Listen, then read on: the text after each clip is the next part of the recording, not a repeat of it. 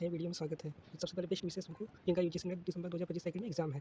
तो सबसे ज़्यादा दिक्कत आती है पेपर 1 में, क्योंकि पेपर 1 तो कोई यूनिवर्सिटी या कॉलेज में पढ़ाया नहीं जाता अलग से, पेपर 2 पढ़ाया जाता है। और मैथ टीआई जो कि ह्यूमैनिटीज़ के जो स्टूडेंट हैं उनको मैथ टीआई से ज़्यादा ही डर लगता है। वैसे तो टाइम बहुत कम है, लेकिन यूजीसी नेट के कारण हम देखते हैं कि कुछ फिक्स पैटर्न है जिसमें से 70-80% क्वेश्चन उसी से आते हैं, और बाकी जो 20 से 30% है उसके लिए थोड़ा एक्स्ट्रा पढ़ना पड़ता है, और ये बहुत ही कम समय में ये हो जाते हैं। तो हम लोग देख लेते हैं कि उसको कैसे हम लोग कवर करें कि कम मेहनत में और कम पढ़ के भी हम लोग अच्छा स्कोर कर पाएँ। जो कुछ भी नहीं पढ़ा है उसके लिए ये वीडियो ज़्यादा फायदेमंद होने वाला है। तो डीआई के लिए कुछ गोल्डन रूल को हम लोग देख लेते हैं। डीआई के लिए सबसे ज़रूरी है कैलकुलेशन। इसमें फार्मूला कम होते हैं और क्वेश्चन को समझना और कैलकुलेशन ज़्यादा इंपॉर्टेंट होता है। फार्मूला केवल कुछ ही टाइप के होते हैं, उसको हम लोग डिस्कस करेंगे। बहुत से जो ह्यूमैनिटीज़ और बाकी जो स्ट्रीम के हैं, जो यूजीसी नेट दे रहा है, उसका ये मैथ और कैलकुलेशन थोड़ा कमज़ोर होता है। लेकिन कुछ चीज़ें आप कर सकते हैं जिससे आपका कैलकुलेशन भी ईजी हो सकता है और डीआई क्वेश्चन आप कर सकते हैं।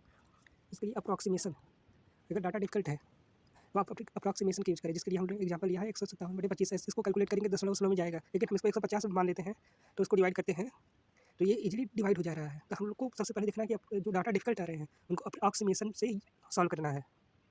डीआई में कुल 5 क्वेश्चन पूछे जाते हैं और पाँचों का एक दूसरे से लिंक होता है। अगर हम पहले क्वेश्चन में कुछ डाटा निकाल रहे हैं तो हो सकता है वो तीसरे में यूज कर जाए, लेकिन जो पहली बार एग्जाम देंगे या उसको डीआई को सॉल्व नहीं किए हैं तो वो हो सकता है कि उस डाटा को अपने रफ शीट पे ना लिख पाए, जिससे उनको बार-बार तीसरे क्वेश्चन में जाके भी वही कैलकुलेशन फिर से करना होता है। तो इससे बचने के लिए जो भी कैलकुलेशन आप करें, 1 से लेके 5 क्वेश्चन, सबसे पहले तो इनको एक साथ लगाएँ, 1 से लेके 5 क्वेश्चन, और जो भी कैलकुलेशन करें उसको अपने रफ शीट पे ज़रूर लिख लें, क्योंकि हो सकता है कि अगले क्वेश्चन में उसकी ज़रूरत पड़ जाए और आपको कैलकुलेशन ना करना पड़े, डायरेक्ट वहाँ से डाटा उठा के आप उसको कर लें। इससे आपका समय भी बचेगा और एरर के भी चांस कम रहेंगे। तो दोस्तों एक और मेथड है जिससे हम डीआई को और ईज़ी कर सकते हैं। वैसे तो ये ऑप्शन एलिमिनेशन मेथड हर किसी में काम दे देता है, लेकिन डीआई में भी वो काफ़ी काम देता है, जिससे कैलकुलेशन से बचा जा सकता है।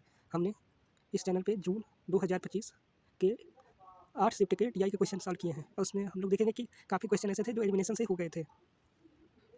दोस्तों कैलकुलेशन के बाद आता है फार्मूला। इसमें फार्मूला कम होते हैं और मेथड करने का क्या तरीका होता है। एक पहले हम लोग गाइडेंस वीडियो लाए थे पेपर 1 के लिए, उसमें हमने बताया था कि अभी से ही अगर 1 वीक में 1 डीआई करेंगे तो भी आपका काफ़ी डीआई अच्छा हो जाएगा, लेकिन हो सकता है बहुत से लोगों ने ना किया हो।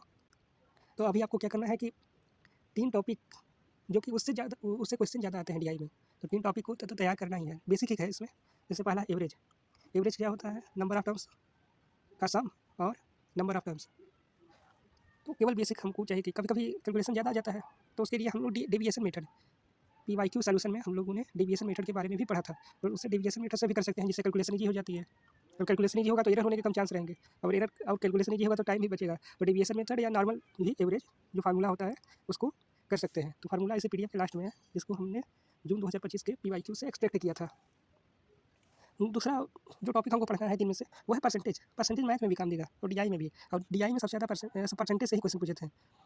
तो इसके लिए बेसिक आपको फ्रैक्शन में कैसे चेंज करते हैं, फ्रैक्शन को परसेंटेज में कैसे चेंज करते हैं, कितना परसेंट ज़्यादा है, कितना परसेंट कम है, बस यही सब जो बेसिक चीज़ें हैं वही आपको पढ़ना है। और तीसरा जो टॉपिक आपको पढ़ना है, अगर आपने कुछ नहीं पढ़ा है, तो रेशियो। रेशियो भी मैथ और डीआई दोनों में काम करेगा, लेकिन इसके लिए कुछ रूल जैसे जान लें कि डेसिमल में कभी नहीं होता, फ्रैक्शन में कभी नहीं होता रेशियो। बेसिक चीज़ें इसकी पता होनी चाहिए, और रेशियो पता होगा तो और भी क्वेश्चन हो सकते हैं, जैसे रेशियो और एवरेज पता होने से एज के भी क्वेश्चन हो जाएंगे। ये सब तो मैथ में भी ये काम देगा।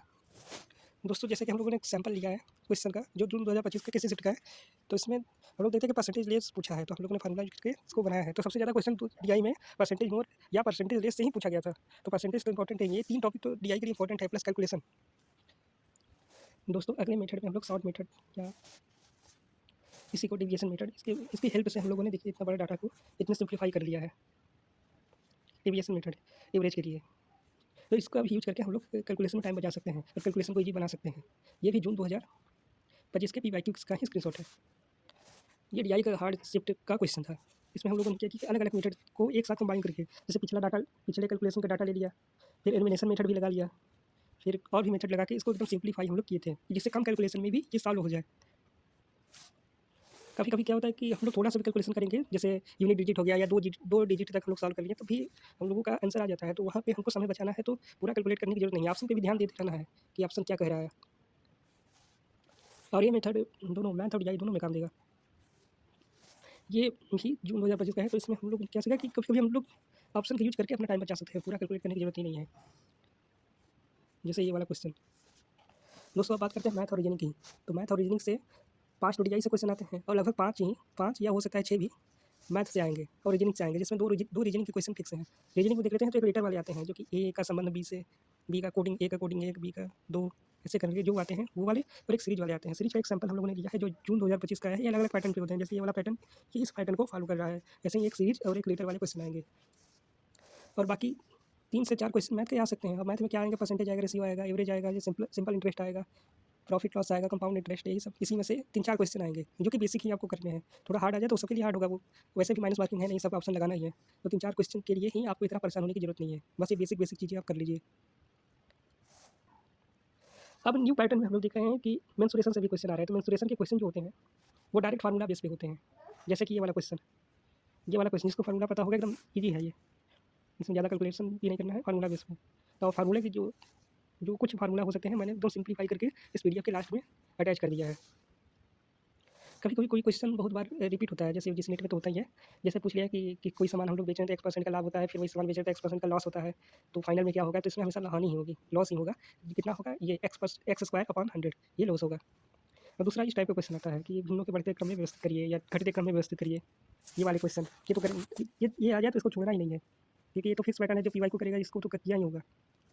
तो इसमें सबसे सिंपल है कि जो अंश है, जो फ्रैक्शन में ऊपर का पार्ट है, इसमें केवल 2 जीरो और बढ़ाइए और सिंपल सॉल्व करिए, बिना दशमलव ले जाइए। और जो उसमें बड़ा होगा वो बड़ा भिन्न भी बड़ा होगा।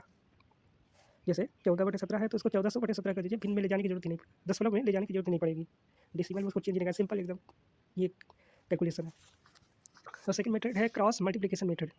इसमें दो को लेते हैं, जैसे ए और बी को हमने ले लिया, इसमें देखना है कौन बड़ा होगा। तो 14 का गुणा होगा 13 में, 14 13, और 17 का गुणा होगा 11 में। अब इसको सॉल्व करेंगे, इसको भी सॉल्व करेंगे, इसको सॉल्व करेंगे तो जो आएगा, इसको सॉल्व करेंगे जो आएगा, जो इसमें बड़ा होगा वो भिन्न भी बड़ी होगी उसी साइड की। अगर ये 14 वाला बड़ा हो गया तो ये बड़ा होगा। इसी तरह फिर इन दोनों को लेंगे, इन दोनों को, इसमें टाइम ज़्यादा लगेगा। सबसे बेस्ट है कि 2 जीरो इसमें बढ़ाइए और सिंपल सॉल्व कर लीजिए, दशमलव ले जाने की जरूरत नहीं है, क्योंकि 3 डिजिट तक तो वो तो वैसे ही दे देगा, उतने में हमको पता चल जाएगा कौन बड़ा है कौन नहीं बड़ा है। दोस्तों केवल मैथ और डीआई में ही क्वेश्चन नहीं आते हैं, आईसीटी में भी क्वेश्चन आते हैं। आईसीटी में अलग तरह का क्वेश्चन होता है, इसको बाइनरी से डेसिमल में कैसे चेंज करें और डेसिमल से बाइनरी में कैसे चेंज करें, ये आता है। और तो बेस 16 तक आ जाता है कि बेस 16 तक इसको चेंज करना है डेसिमल में या बाइनरी में। तो इसके लिए तो यूट्यूब पे बहुत से वीडियो पड़े हैं, यूट्यूब पे बहुत से वीडियो, एजुकेटर के बहुत से अच्छे अच्छे वीडियो भी हैं। तो इस शॉर्ट वीडियो में कैलकुलेशन ट्रिक बता पाना, या हो सकता है हम ना समझा पाएँ, तो आप यूट्यूब पे इसको सर्च करिए, बहुत अच्छे अच्छे वीडियो पड़े हैं पहले ही। इसके अलावा रिसर्च मेथोडोलॉजी में भी क्वेश्चन आते हैं मैथ के। जो क्वांटिटेटिव होता है वो डेटाबेस होता है, क्वांटिटेटिव रिसर्च, और वो डेटाबेस होता है तो उसमें सेंट्रल टेंडेंसी, केंद्रीय प्रवृत्ति की मापें, और जैसे मीन मीडियम मोड हो गया, और विसरण हो गया, कोफिशिएंट ऑफ वेरिएंस हो गया, सब सिंपल होते हैं, फार्मूला बेस पे होते हैं। जैसे कि हम लोगों ने ये कोफिशिएंट ऑफ वेरिएंस का फार्मूला इसमें आया था, तो एक एग्जाम्पल है जिससे हम लोगों ने कैलकुलेशन किया था। तो इसको भी हमने जून PYQ में मैथ में इसको सॉल्व करके चैनल पे अपलोड करवाया है। इसके अलावा दोस्तों ये फार्मूले जो लास्ट में हमने कहा था कि फार्मूले हैं, ये जितना भी सिंपल हो सकता है उतना हम लोगों ने उसको सिंपल कर लिया है।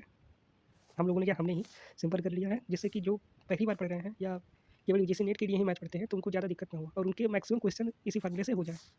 ज़्यादा पढ़ेंगे कन्फ्यूजन होगा, पेपर 2 भी खराब होगा, पेपर 1 भी बहुत सा पढ़ना है, तो उतना ही पढ़ें जितना हमको ज़रूरत है।